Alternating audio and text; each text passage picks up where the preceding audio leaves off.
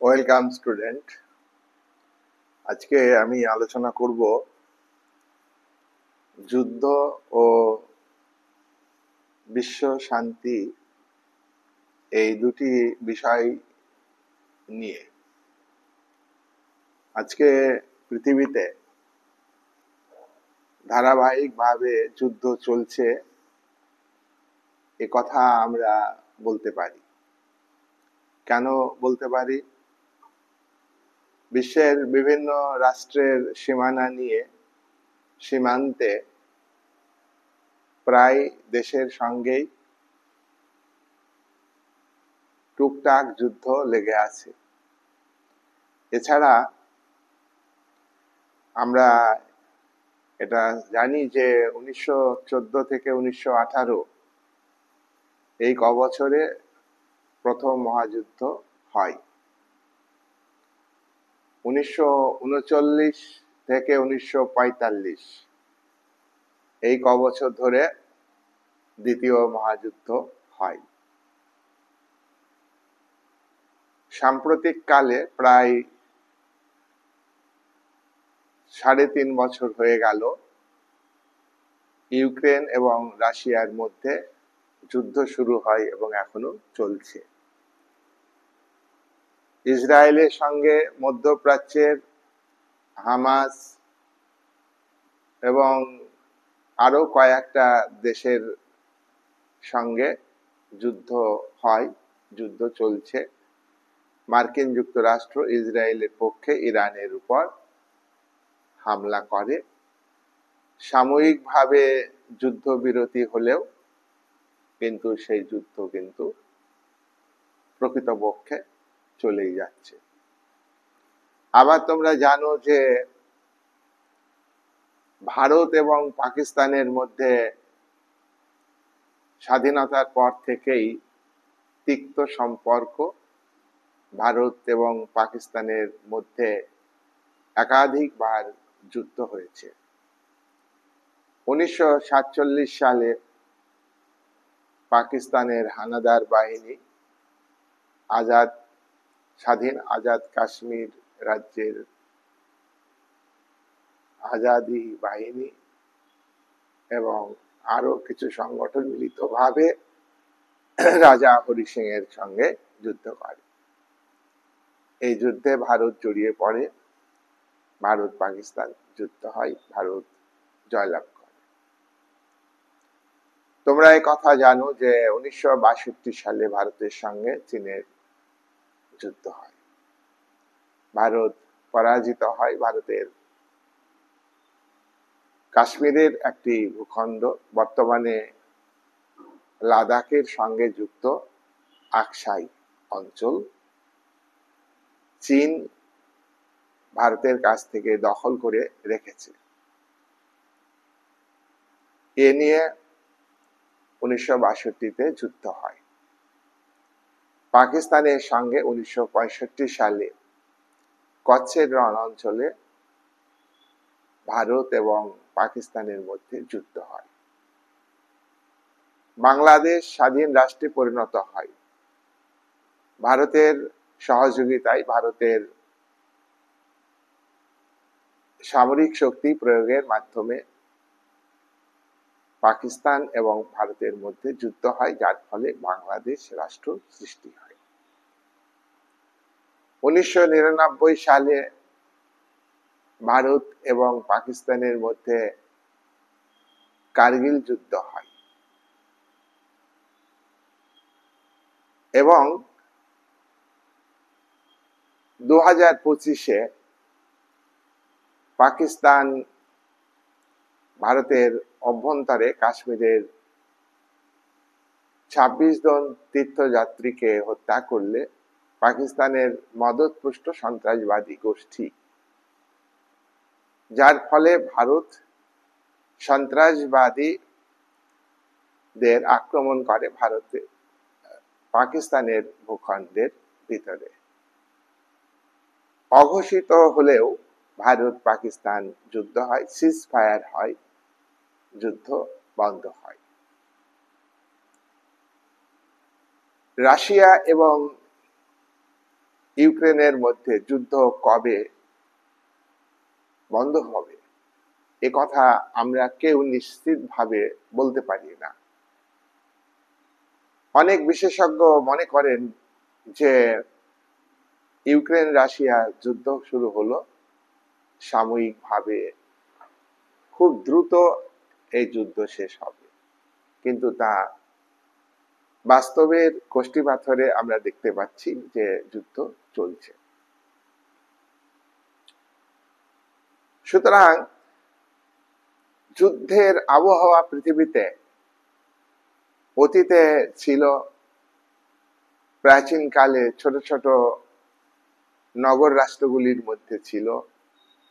প্রাচীনকালে ভারতবর্ষের ছোট ছোট নগর রাজ্য জনপদ গুলির মধ্যে ছিল, ষোড়শ মহাজনপদগুলির মধ্যে ছিল। প্রাচীন ভারতবর্ষে তোমরা জানো সমুদ্রগুপ্ত গোটা ভারতবর্ষে একটা সাম্রাজ্য বিস্তার করেছিলেন যুদ্ধের মাধ্যমে।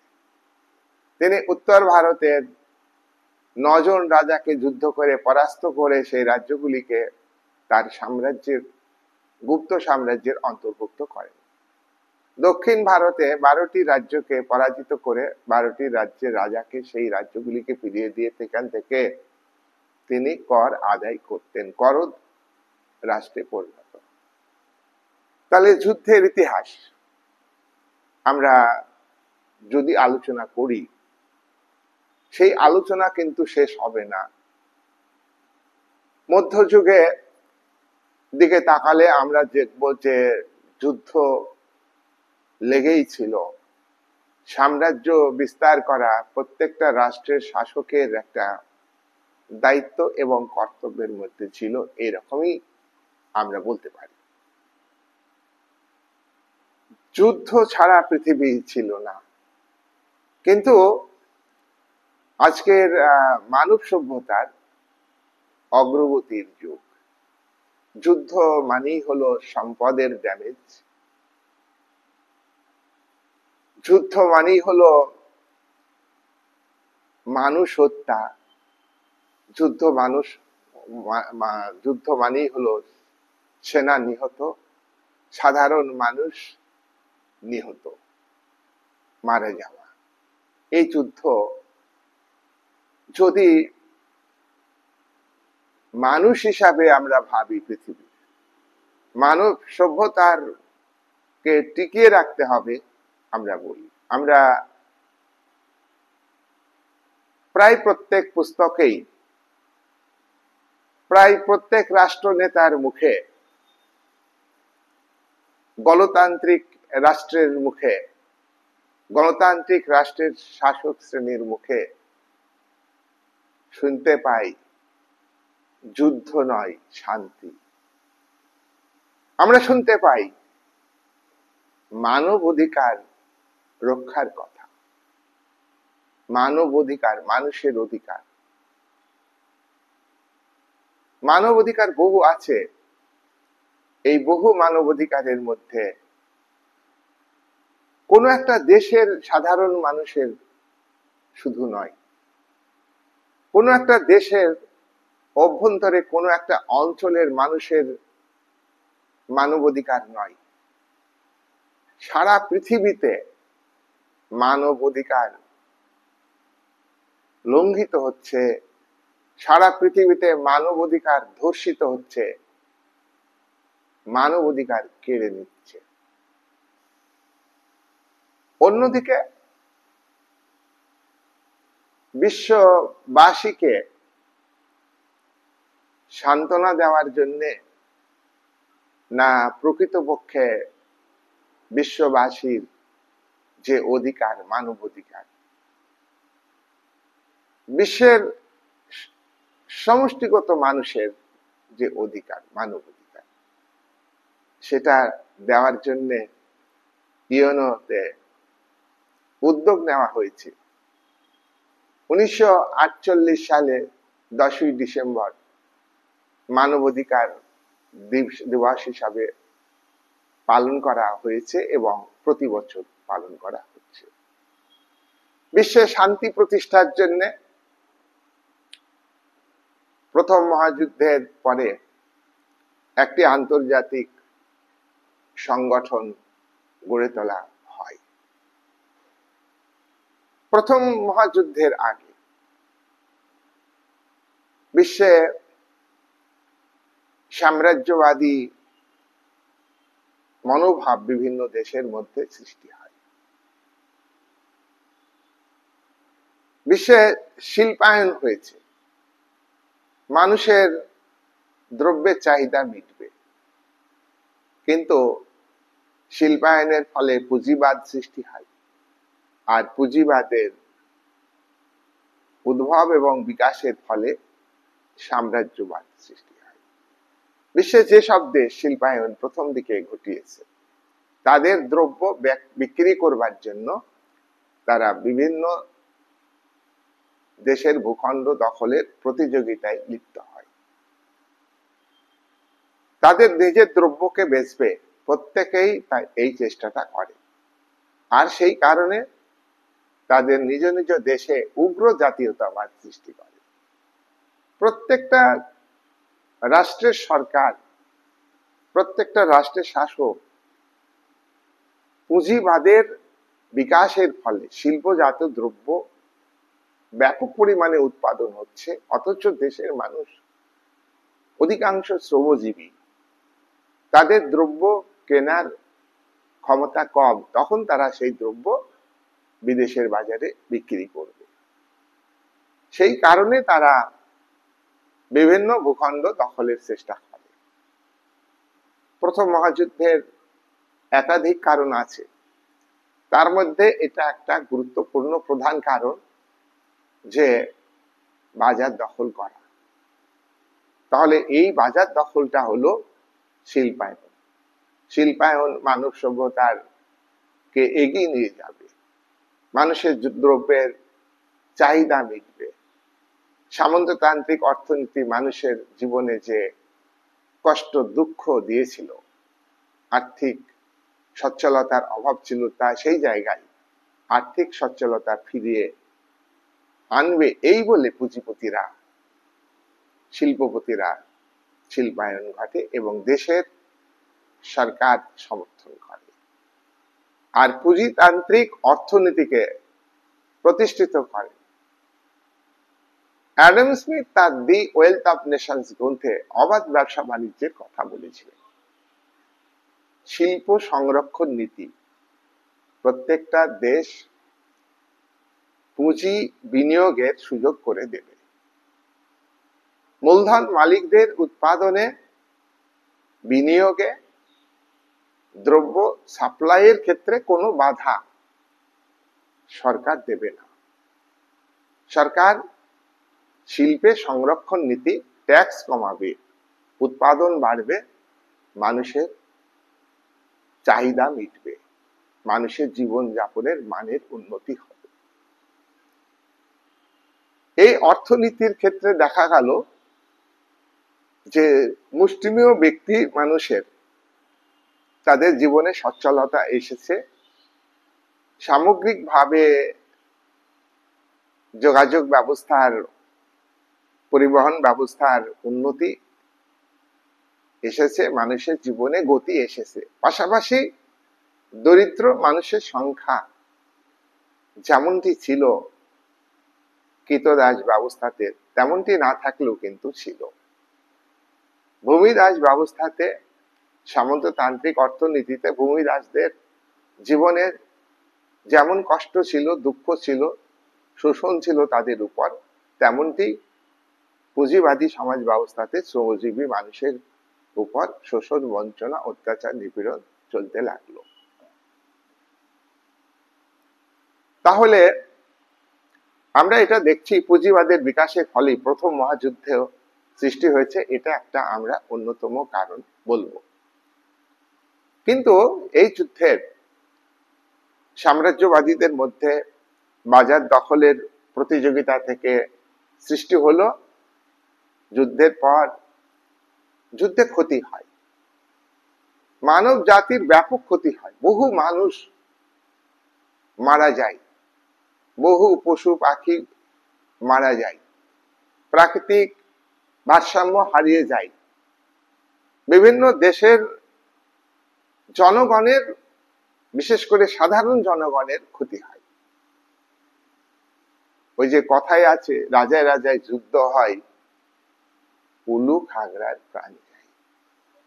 এখন বিশ্বে বিভিন্ন দেশের মধ্যে যুদ্ধ হচ্ছে, এতে কি শাসক শ্রেণীর কোনো ক্ষতি হচ্ছে? শাসক শ্রেণী রাষ্ট্রীয় শক্তিকে ব্যবহার করে তাদের জীবনের নিরাপত্তাকে বজায় রাখছে, তাদের জীবনের আর্থিক সচ্ছলতাকে বজায় রাখছে, আর বিশ্ববাসী হিসাবে আমরা তাকে সমর্থন করছি।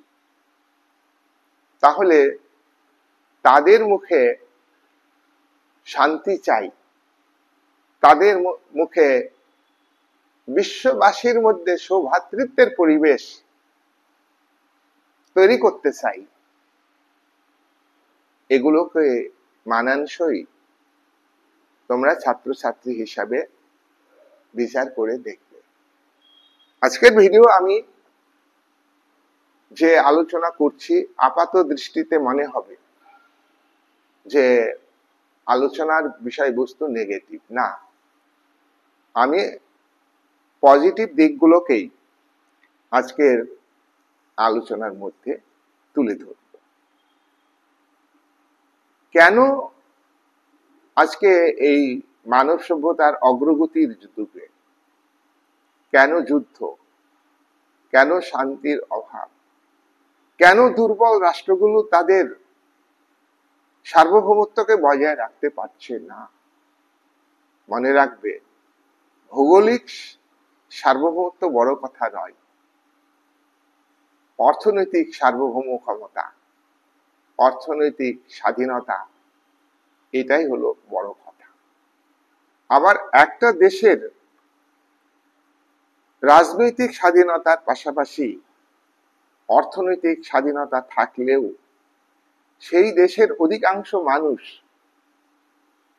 তাদের কি অবস্থা, আর্থিক কি অবস্থা, সেটা আমাদের বিচার বিশ্লেষণ করা দরকার।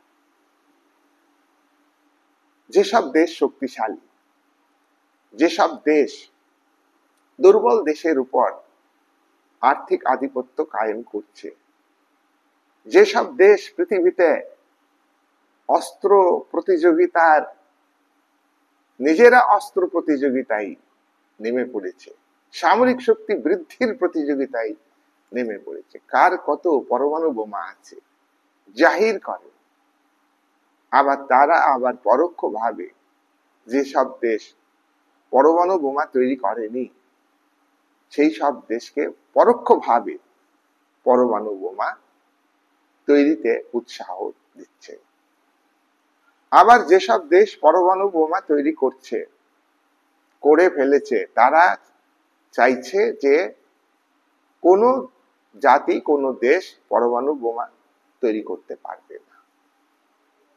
নিয়ম বা ফতোয়া জারি করছে এনপিটি, সিটিবিটি, এই সমস্ত চুক্তির মাধ্যমে। বিগ ফাইভ পাওয়ার কোন কোন দেশ? মার্কিন যুক্তরাষ্ট্র, ব্রিটেন, ফ্রান্স, রাশিয়া এবং চীন। এটা হলো বিগ পাওয়ার, জাতিপুঞ্জের নিরাপত্তা পরিষদের স্থায়ী সদস্য। তারা নিজেরা পরমাণু বোমা আবিষ্কার করেছে। মার্কিন যুক্তরাষ্ট্র 1945 সালে পরমাণু বোমা আবিষ্কার করে জাপানের উপর ফেলেছে এবং জাপান অক্ষশক্তি আত্মসমর্পণ করতে দ্বিতীয় মহাযুদ্ধে বাধ্য হয়েছে। মার্কিন যুক্তরাষ্ট্র বহু পরমাণু বোমার সংখ্যা বৃদ্ধি করেছে, প্রায় 5,500-এরও বেশি মার্কিন যুক্তরাষ্ট্র পরমাণু বোমা তৈরি করেছে। ঠান্ডা যুদ্ধের আবহাওয়াতে সোভিয়েত ইউনিয়ন, পূর্বতন সোভিয়েত ইউনিয়ন, মার্কিন যুক্তরাষ্ট্রকে পাল্লা দেওয়ার জন্য 1949 সালে পরমাণু বোমা আবিষ্কার করেছে। সোভিয়েত ইউনিয়ন বর্তমানে রাশিয়া। ইউএসএসআর 1991 সালে ভেঙে যায়, সমাজতন্ত্রের অবসান হয়, রাশিয়াতে পুঁজিবাদী গণতান্ত্রিক সরকার প্রতিষ্ঠিত হয়। বর্তমান সেই রাশিয়াতে 7,500-এরও বেশি পরমাণু বোমা আছে বলে মনে করা হয়। চীন পরমাণু বোমা আবিষ্কার করেছে 1964 সালে। তার আগেই ফ্রান্স পরমাণু বোমা আবিষ্কার করেছে, ইংল্যান্ড পরমাণু বোমা আবিষ্কার করেছে, ভারত 1974 সালে পরমাণু বোমা আবিষ্কার করেছে। ভারত 1998 সালে 5টি পোখরানে, রাজস্থানের পোখরানে পরমাণু বোমা বিস্ফোরণ ঘটিয়েছে। এইবার পরমাণু শক্তিধর রাষ্ট্র ভারত বাদে তারা সিটিবিটি, তারা এনপিটি এই সমস্ত চুক্তি করে পরমাণু বোমা তৈরি নিষিদ্ধ, পরমাণু বোমা ব্যবহারের নিষিদ্ধ ইত্যাদি ফতোয়া জারি করেছে। ভারত যদিও সিটিবিটিকে সমর্থন করেনি, কিন্তু এটা যদি নিরপেক্ষভাবে ভাবা যায়, তাহলে যারা আজকে পরমাণু বোমা তৈরি করেনি বা করতে পারেনি তাদেরকে মার্কিন যুক্তরাষ্ট্র তথা বিগ পাওয়ার তারা পরমাণু বোমা তৈরি করতে দেবে না। প্রশ্ন হলো যে তারা প্রয়োজনে পরমাণু বোমা ব্যবহার করবে। মার্কিন যুক্তরাষ্ট্র ইরানের উপর যে আক্রমণটা করলো, ইরানে পরমাণু বোমা আবিষ্কার হচ্ছে আন্ডারগ্রাউন্ডে, সেটাকে ধ্বংস করলো। তাহলে ইরান প্রশ্ন করতে পারে, তুমি কেন অস্ত্র তৈরি করছো?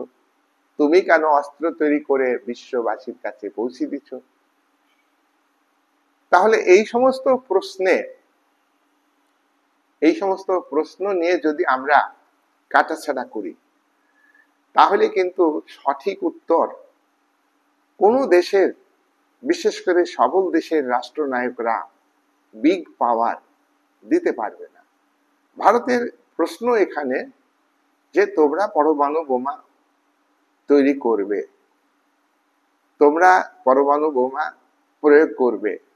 ভারত পরমাণু বোমা তৈরি করেছে ভারত তার জাতীয় স্বার্থে, সার্বভৌমত্ব রক্ষার স্বার্থে। তত্ত্বগতভাবে প্রত্যেকটা রাষ্ট্রই এ কথা বলে যে দেশের সার্বভৌমত্বকে রক্ষা করবার জন্য, দেশকে রক্ষা করবার জন্য, দেশবাসীকে রক্ষা করবার জন্য পরমাণু বোমা তৈরি করা হয়েছে, দেশের সামরিক শক্তিকে বৃদ্ধি করা হয়েছে। তাই প্রত্যেক দেশের রাষ্ট্রনায়ক, আজকে পৃথিবীতে প্রায় দেশই হচ্ছে গণতান্ত্রিক রাষ্ট্র। প্রত্যেক রাষ্ট্রই গণতন্ত্রকে বিশ্বাস করে গণতান্ত্রিক সরকার চালাচ্ছে। জনমতের উপর ভিত্তি করে যে সরকার গঠিত ও সরকার পরিবর্তিত হয় সাংবিধানিক উপায়ে, সশস্ত্র সংগ্রাম, লড়াই, বিপ্লবের মাধ্যমে নয়। এমন শাসন ব্যবস্থাই গণতান্ত্রিক শাসন ব্যবস্থা। আর গণতন্ত্র জনগণের কথা বলা হয়, জনগণের জন্য সরকার। এখন গণতন্ত্রকে আরো মজবুত করবার জন্য গণতান্ত্রিক সরকারকে জনগণের প্রতি দায়বদ্ধশীল, স্বচ্ছ ভূমিকা পালন করার কথা বলা হচ্ছে। কিন্তু তারা কতটা আন্তরিকভাবে সাধারণ মানুষের গণতন্ত্র প্রতিষ্ঠিত করতে চায়, প্রত্যেক দেশের রাষ্ট্রনায়ক, রাষ্ট্রের শাসক মণ্ডলী, নির্বাচিত প্রতিনিধি অর্থাৎ রাজনৈতিক প্রশাসক এবং তার অধীনে পরিচালিত, নিয়ন্ত্রিত অরাজনৈতিক প্রশাসন আমলা, এদের পিছনে হাজার হাজার কোটি টাকা ব্যয় হচ্ছে। অথচ এই গণতন্ত্রে প্রত্যেকটা দেশের সরকার সাধারণ মানুষের স্বার্থে কতটা ভূমিকা নেয় সেই বিষয়টা কিন্তু প্রশ্নের সম্মুখীন হয়েছে। গণতান্ত্রিক রাষ্ট্রগুলি মুখে গণতন্ত্রের কথা বলে, গণতান্ত্রিক রাষ্ট্রগুলি বিশ্ব শান্তির কথা বলে, গণতান্ত্রিক রাষ্ট্রগুলি আন্তর্জাতিকতাবাদের কথা বলে, গণতান্ত্রিক রাষ্ট্রগুলি বিশ্বে মানব অধিকার প্রতিষ্ঠার কথা বলে, গণতান্ত্রিক রাষ্ট্রগুলি যুদ্ধকে পরিহার করতে চাই, গণতান্ত্রিক রাষ্ট্রগুলো বিভিন্ন রাষ্ট্রের মধ্যে পারস্পরিক সুসম্পর্ক তৈরি করতে চাই। আর এগুলোকে করবার জন্য যে ঠাটবাট তৈরি করা হয়, কূটনৈতিক মিশন, শাসক মন্ডলীদের বিভিন্ন দেশে যাতায়াত, বিভিন্ন দেশের মধ্যে বিভিন্ন সংগঠন গড়ে তোলা। প্রথম মহাযুদ্ধের পর যে সংগঠন গড়ে উঠল সেই সংগঠন হচ্ছে লিগ অফ নেশনস। এই লিগ অফ নেশনস এর উদ্যোক্তা ছিলেন মার্কিন president Woodrow Wilson. Woodrow Wilson 14 দফা দাবি করেন প্রথম মহাযুদ্ধের পর 1919 সালে প্যারিস শহরে, ফ্রান্সের রাজধানী প্যারিস শহরে মিটিং হয়, পিস অফ প্যারিস। এই নামের মধ্যে বোঝা যাচ্ছে যে এটা শান্তি প্রতিষ্ঠার বৈঠক, শান্তি প্রতিষ্ঠার একটা মঞ্চ। কিন্তু বাস্তবে কি হলো? বাস্তবে প্রথম মহাযুদ্ধের জন্য পুরোপুরি ভাবে জার্মানিকে দায়ী করে তার উপর অন্যায্য, একচেটিয়া, জোর জবরদস্তিমূলক ভার্সাই চুক্তি চাপিয়ে দিল। এমন চুক্তি চাপিয়ে দিল যে একটা পরাজিত জাতি সেই জাতি মেনে নিতে পারে না। ফ্রান্সের উদ্যোগে পিস অফ প্যারিসে ভার্সাই চুক্তির মধ্য দিয়ে জার্মানির উপর, জার্মানিকে যুদ্ধের জন্য দায়ী করে তার উপর অন্যায় একটা জবরদস্তিমূলক চুক্তি চাপিয়ে দিয়েছিল। জবরদস্তিমূলক চুক্তি এই কারণে, চুক্তি দুই পক্ষের মাধ্যমে আলোচনা করে হয়, কিন্তু জার্মানির প্রতিনিধিদের দিয়ে 230 পাতার বক্তব্য চুক্তি, ভার্সাই চুক্তি সই করে নিয়েছিল। জার্মান প্রতিনিধিদের 443 পাতার বক্তব্য ছিল, সেই 443 পাতার বক্তব্যের কপি ছুঁড়ে ফেলে দিয়েছিল জার্মানির, ছুঁড়ে ফেলে দিয়েছিল পিস অফ প্যারিসের শান্তি বৈঠকের উদ্যোক্তারা। মার্কিন রাষ্ট্রপতি উড্রো উইলসন দেশে ফিরে গেলে তার এই উদ্যোগ, বিশ্ব শান্তি প্রতিষ্ঠার যে উদ্যোগ, সেই উদ্যোগ কিন্তু সফল হয়।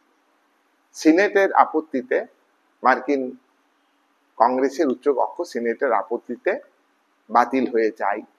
মার্কিন যুক্তরাষ্ট্র লিগ অফ নেশনসের সদস্য হতে পারেনি। মার্কিন যুক্তরাষ্ট্র বিশ্ব রাজনীতিতে বিশ্ব শান্তি প্রতিষ্ঠার ক্ষেত্রে কোনো ভূমিকা নেবে না, এই সিদ্ধান্ত মার্কিন যুক্তরাষ্ট্রের সরকার নিয়েছিল। মার্কিন যুক্তরাষ্ট্রের সরকার ইতিপূর্বে 1823 সাল থেকে রাষ্ট্রপতি মনরোর সময় থেকে ওয়ার্ল্ড পলিটিক্সে মার্কিন যুক্তরাষ্ট্র নিজেকে ইনভলভ করবে না, এই ছিল তার বিদেশ নীতি। মার্কিন যুক্তরাষ্ট্র সেই নীতিটাকেই বজায় রাখলো। উড্রো উইলসন আন্তর্জাতিক সম্পর্কের জনক, আন্তর্জাতিক সম্পর্কের যে বিষয় সেটা আন্তর্জাতিক সম্পর্কের জনক, জনপ্রশাসনের জনক, এমনও একটা বিশিষ্ট ব্যক্তির উদ্যোগ বাতিল হয়ে গেল। তিনি আন্তরিকভাবে বিশ্ব শান্তি চেয়েছিলেন কিনা সেটাও বিশ্ববাসীর কাছে প্রশ্ন। কি প্রশ্ন? তিনি লিগ অফ নেশনস তৈরি করেছিলেন, একটা আন্তর্জাতিক শান্তি প্রতিষ্ঠার মঞ্চ, সংগঠন, কিন্তু ভার্সাই চুক্তির তো বিরোধিতা করেননি। ভার্সাই চুক্তি, কোনো জাতি যুদ্ধের জন্য এককভাবে দায়ী হতে পারে না। সার্বিয়া কে আক্রমণ করে? অস্ট্রিয়া। অস্ট্রিয়াকে সাপোর্ট করে জার্মানি, তুরস্ক, শত্রুপক্ষের দেশ।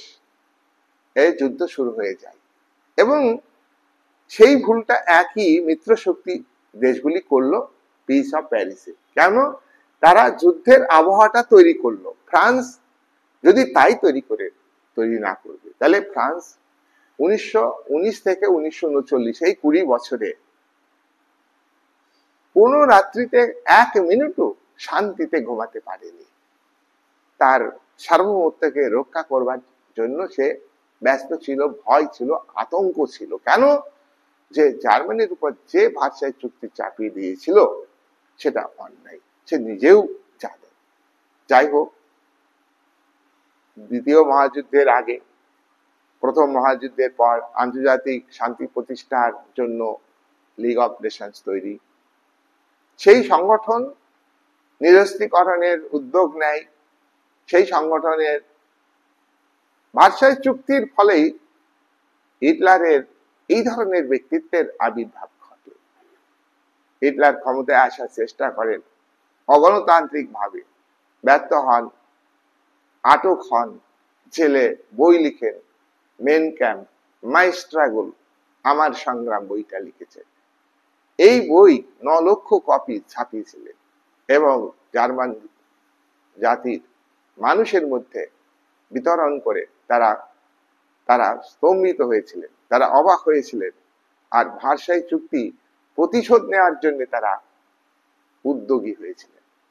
হিটলার ক্ষমতায় আসলে লিগ অফ নেশনসের সদস্য পদ জার্মানি ত্যাগ করে, ভার্সাই চুক্তিকে অস্বীকার করে, মিলিটারি পাওয়ারকে আনডেমোক্রেটিক ওয়েতে ডিক্টেটরশিপ কায়েম করে তার নাৎসিবাদী নীতি, বিরোধী দলকে ধূলিসাৎ করে, বিরোধী জনমতকে ধূলিসাৎ করে অন্যায়ভাবে তিনি ক্ষমতায় এসে সামরিক শক্তি বৃদ্ধি করেছেন।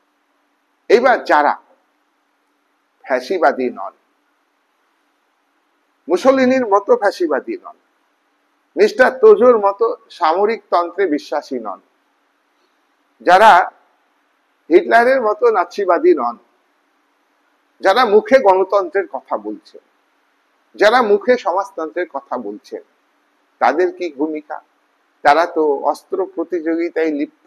তাহলে লিগ অফ নেশনসের যে আদর্শ নিরস্ত্রীকরণ, অস্ত্র সীমিত করতে হবে, অস্ত্র মুক্ত দেশ তৈরি করতে হবে, প্রত্যেকে পৃথিবীকে যুদ্ধমুক্ত করতে হবে। পৃথিবীকে যুদ্ধমুক্ত করতে গেলে বিভিন্ন দেশের মধ্যে অস্ত্র প্রতিযোগিতা থাকলে হবে। প্রথম মহাযুদ্ধের পর থেকে, প্রথম মহাযুদ্ধের পর বিশ্ব এক মেরু কেন্দ্রিক বিশ্ব ছিল। ব্রিটেন একচেটিয়া আধিপত্য বিস্তার করেছে বিশ্বে, বাণিজ্যিক ক্ষেত্রে, সামরিক ক্ষেত্রে। এখানে মার্কিন যুক্তরাষ্ট্র ইনভলভ করেনি নিজেকে, তাই ব্রিটেনের একাই একচেটিয়া আধিপত্য ছিল। প্রথম মহাযুদ্ধের পর 1920 থেকে 1939 এই সময়ে বহু কেন্দ্রিক রাজনীতি বিরাজ করে পৃথিবীতে। বিশ্বে বেশ কয়েকটা দেশ শক্তিশালী রাষ্ট্রে পরিণত হয়। মার্কিন যুক্তরাষ্ট্র আইসোলেশন পলিসি নিয়েছে, সে তো শক্তিশালী। জাপান শক্তিশালী, জাপানের রাষ্ট্রনায়ক মিস্টার তোজো। মুসোলিনি ইটালিকে শক্তিশালী রাষ্ট্রে পরিণত করেছে। হিটলার তার নিজের দেশে বিরাট সামরিক এবং অর্থনৈতিক শক্তিকে বৃদ্ধি করেছে।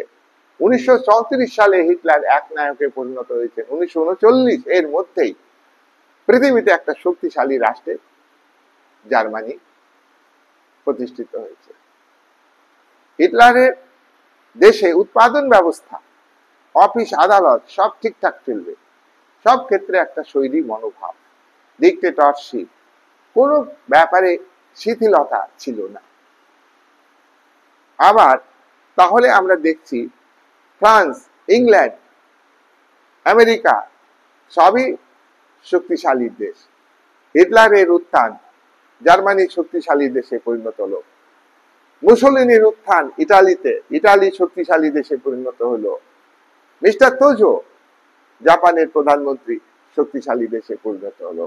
এতগুলো শক্তিশালী দেশ, কেউ কাউকে পরোয়া করে না। এমনকি পরিস্থিতিতে যুদ্ধের আবহাওয়া তৈরি হচ্ছে। যুদ্ধের আবহাওয়া তৈরি হচ্ছে মার্কিন যুক্তরাষ্ট্র, ফ্রান্স, ইংল্যান্ড, এই দেশগুলি হচ্ছে গণতান্ত্রিক মতাদর্শে বিশ্বাসী। গণতান্ত্রিক মতাদর্শে বিশ্বাসী লিবারাল ডেমোক্রেটিক সিস্টেমকে এই সমস্ত দেশ গ্রহণ করেছে। সোভিয়েত ইউনিয়ন সমাজতান্ত্রিক ব্যবস্থাকে গ্রহণ করেছে মার্ক্সবাদ লেনিনবাদের ভিত্তিতে। আবার ইতালিতে ফ্যাসিবাদের ভিত্তিতে সর্বাত্মক রাষ্ট্র, একজন ব্যক্তির ডিক্টেটরশিপ, এমন শাসন প্রতিষ্ঠিত হয়েছে।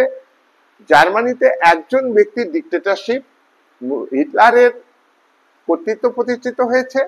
ফ্যাসিবাদ, নাৎসিবাদ এবং সামরিকবাদ, তিন মিলিত শক্তি, ভয়ঙ্কর শক্তি।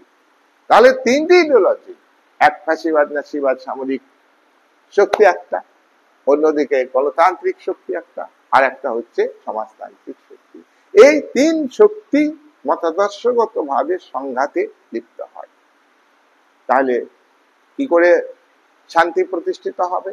আর হিটলারের মনেই রয়েছে যে ভার্সাই চুক্তির প্রতিশোধ নেব। এই প্রতিশোধ হচ্ছে ফ্রান্সকে আক্রমণ করতে হবে, এই প্রতিশোধ হচ্ছে মিত্র শক্তিকে আক্রমণ করতে হবে। তাই তো আমরা দেখলাম হিটলারের পোল্যান্ড আক্রমণের মধ্য দিয়ে দ্বিতীয় মহাযুদ্ধ শুরু হয়ে গেল।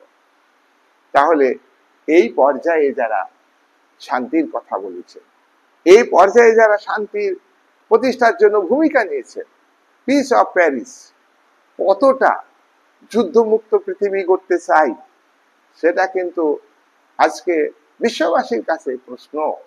ইতিহাস তো ইতিহাসই। হিটলার তাহলে ভার্সাই চুক্তির মধ্যে দ্বিতীয় মহাযুদ্ধের বীজ নিহিত ছিল। হিটলার এতটা অ্যাগ্রেসিভ। আর ফ্যাসিবাদ, নাৎসিবাদ, সামরিকবাদ, যুদ্ধ চাই, ঠিক আছে। তাহলে গণতান্ত্রিক শক্তি যুদ্ধ চাইছে কেন? গণতান্ত্রিক রাষ্ট্র কেন আক্রমণ করবে? আজকে অশুভ শক্তি দমন করতে গিয়ে এমন অশুভ শক্তি কেন প্রয়োগ করবে? মার্কিন যুক্তরাষ্ট্র পরমাণু বোমা আবিষ্কার করে জাপানে বর্ষণ করেছে।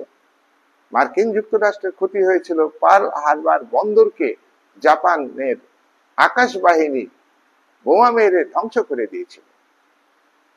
যাই হোক, এবার দ্বিতীয় মহাযুদ্ধ চলছে। যুদ্ধমুক্ত পৃথিবী গড়বার জন্য আবারও স্বপ্ন দেখছে বিশ্বের রাষ্ট্র নেতারা। ব্রিটিশ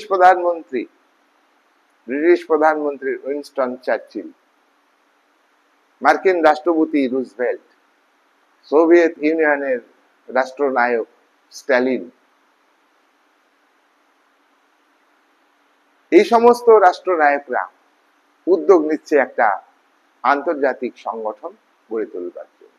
কখনো মস্কোতে মিটিং করেছে। আটলান্টিক সনদ দুটি দেশের রাষ্ট্রনায়কের মধ্যে স্বাক্ষরিত হলো। বিশ্বে একটা শান্তি প্রতিষ্ঠার আবহাওয়া তৈরি করতে হবে। এই জন্য তেহরান সম্মেলন হলো, ওয়াশিংটন সম্মেলন হলো, মস্কো সম্মেলন হলো, সান ফ্রান্সিসকো সম্মেলনে একটা সংগঠন, আন্তর্জাতিক সংগঠন, 50টা রাষ্ট্র মিলিত হয়ে একটা সংগঠন গড়ল 1945 সালে 24 অক্টোবর। এই সংগঠন হচ্ছে ইউএনও। লিগ অফ নেশনস ব্যর্থ হয়ে গেল। পারল কি বিশ্বকে যুদ্ধমুক্ত রাখতে, শান্তি প্রতিষ্ঠা করতে? পারল না। আন্তরিকতার অভাব। যুদ্ধমুক্ত পৃথিবী সাধারণ মানুষ চাই, সাধারণ মানুষ শান্তি চাই, সাধারণ মানুষ খাটতে চাই এবং খেয়ে পরে কোনো মতে বেঁচে থাকতে চাই, সচ্ছল জীবন চাই।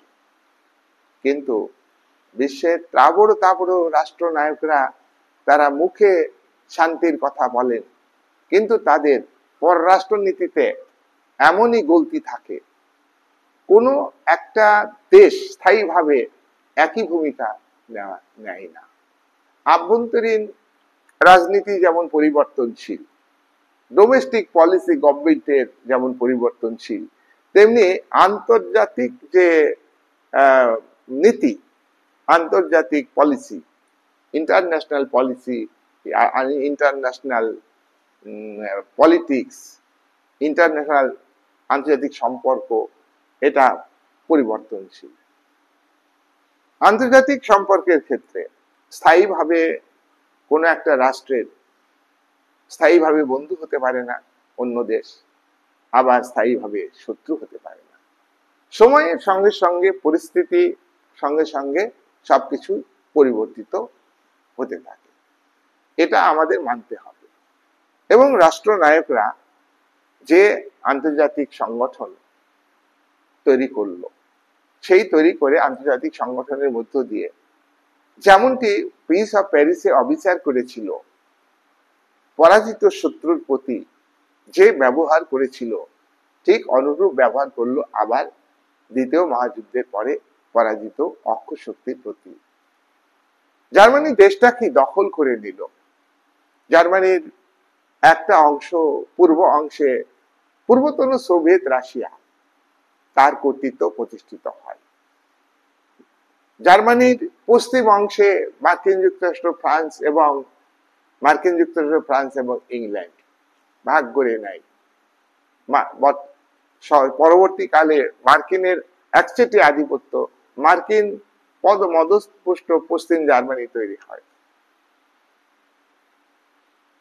সমাজতান্ত্রিক আদর্শ ভালো, উন্নত, মার্কসিজম ভালো, উন্নত, এটা প্রচার করা হয়।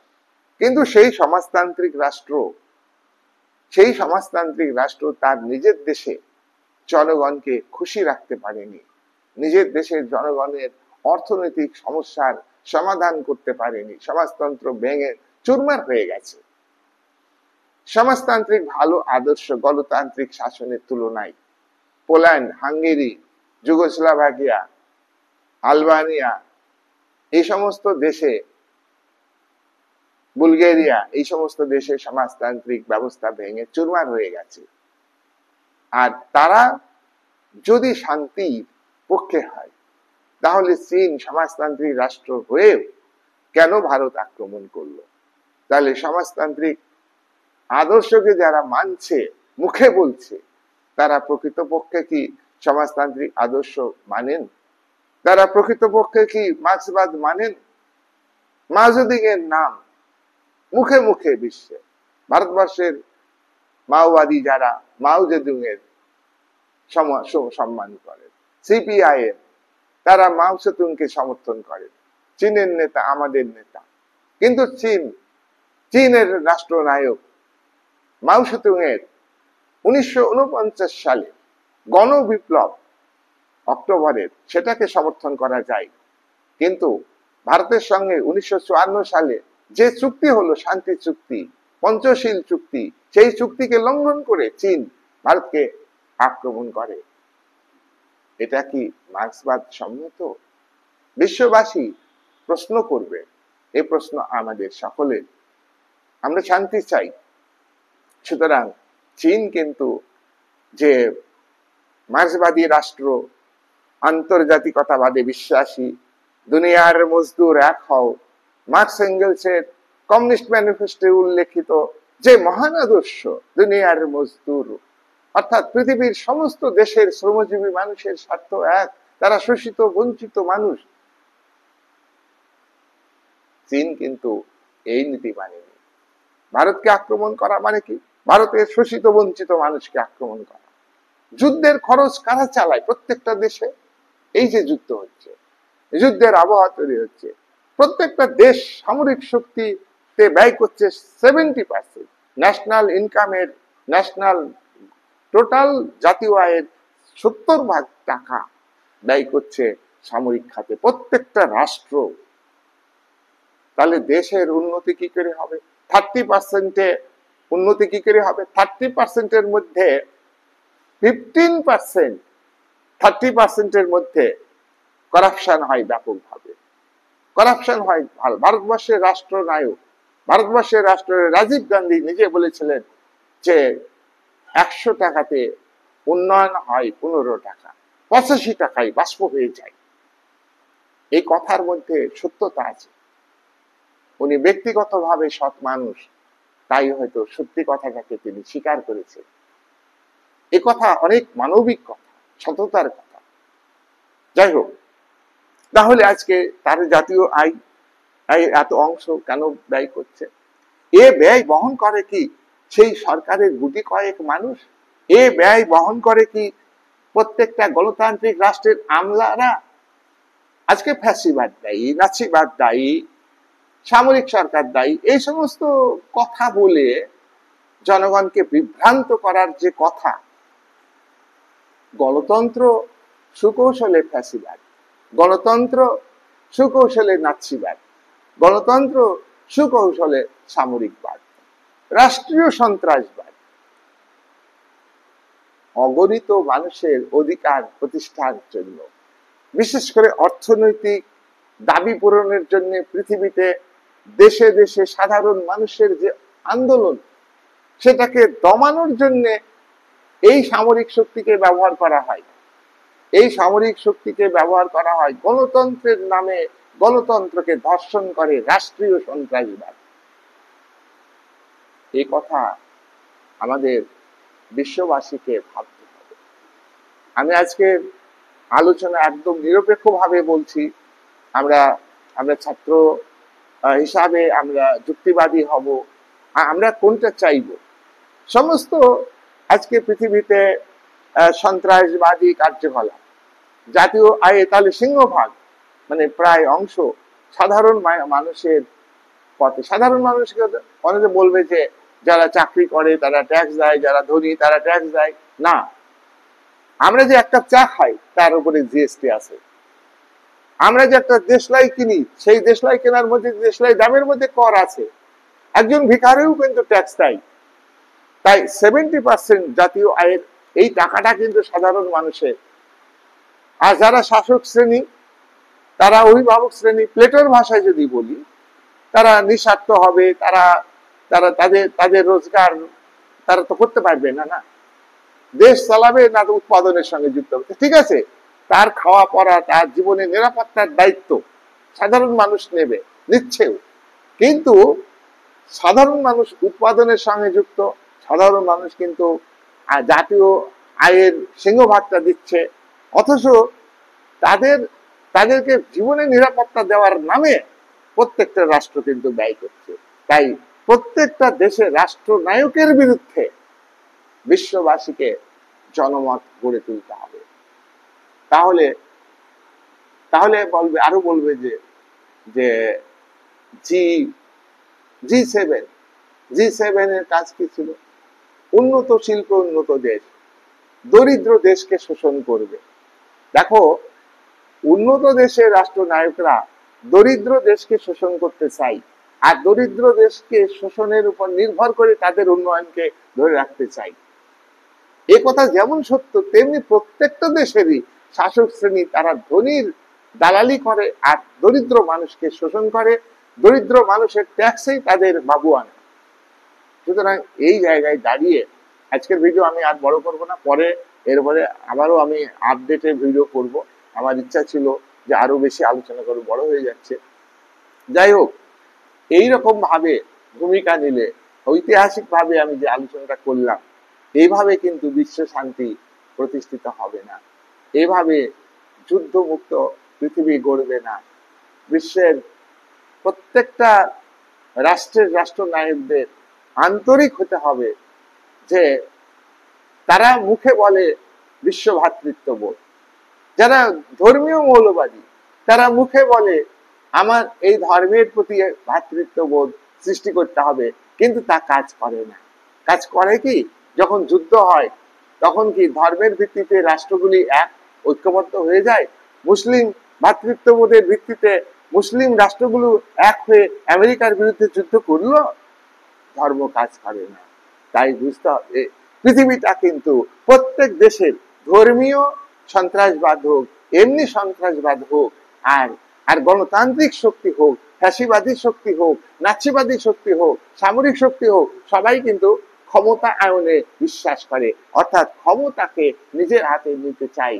আর এই ক্ষমতাকে নিজের হাতে নিয়ে নিজেদের বাড়ি গাড়ি আর্থিক সচ্ছলতা লাক্সারি লাইফ এনজয় করতে চাই। তাই এই ধরনের মানসিকতা নিয়ে যুদ্ধমুক্ত পৃথিবী, বিশ্ব শান্তি এবং নিরাপত্তা বজায় থাকবে না।